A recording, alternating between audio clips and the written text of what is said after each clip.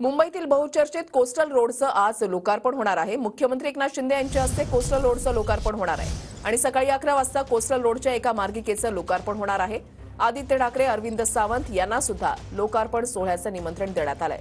आदित्य ठाकरे, अरविंद सावंत यांच्या उपस्थितीकडे सर्वांचं लक्ष लागलंय।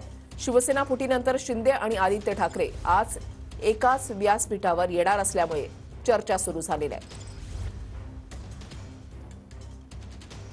कृष्णा सुंदरवाडकर आमचे प्रतिनिधी आमच्या सोबत आहेत, अधिक माहिती जाणून घेणार आहोत। कृष्णा, कोस्टल रोडचं उद्घाटन कधी होणार या संदर्भात चर्चा ज्या आहेत त्या सुरू होत्या। आज अखेर कोस्टल रोडचं उद्घाटन पहिल्या मार्गाचं होतंय। मात्र महत्त्वाचा मुद्दा हा आहे की आदित्य ठाकरे आणि मुख्यमंत्री एकनाथ शिंदे हे पहिल्यांदाच एकाच व्यासपीठावर येत आहेत।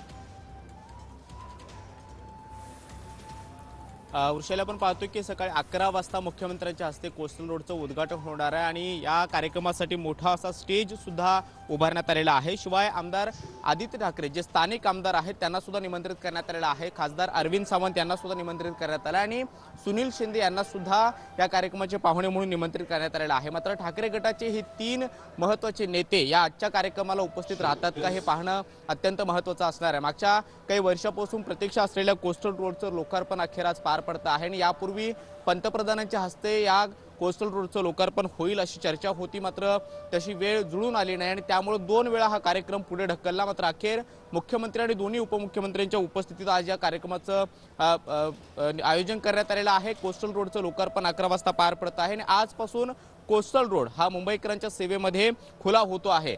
पहिला टप्पा जवळपास 10 किलोमीटरचा आहे आणि वरळीपासून मरीन लाईन्सपर्यंतचा हा टप्पा आजपासून खुला केला जाणार आहे। दररोज सकाळी 8 वाजल्यापासून संध्याकाळी 8 वाजल्यापर्यंत हा सोमवार ते शुक्रवार जो आहे रोड वापरता येणार आहे। मात्र शनिवार आणि रविवार हे 2 दिवस कोस्टल रोड जो आहे तो पूर्णपणे बंद असणार आहे, कारण दुसऱ्या मार्गिकेचं कामकाज सुद्धा सुरू असणार आहे। अशा काही नियम आहेत ते पाळावे लागणार आहेत। मात्र आदित्य ठाकरे आजच्या कार्यक्रमाला उपस्थित राहतात का याकडे सगळ्यांचं लक्ष असणार आहे, कारण कोस्टल रोडवरून श्रेयवादाची लढाई आपण पाहिलेली होती। मात्र स्थानिक आमदार म्हणून शासकीय प्रोटोकॉलनुसार त्यांना आजच्या कार्यक्रमाचं निमंत्रण देण्यात आलेलं आहे, पाहुणे म्हणून बोलवण्यात आलेलं आहे। त्यामुळे ते आजच्या कार्यक्रमाला या स्टेजवरती आपल्याला पाहायला मिळतात का हे पाहणं महत्त्वाचं असणार आहे। नक्कीच धन्यवाद कृष्णा दिलेल्या सविस्तर माहितीसाठी।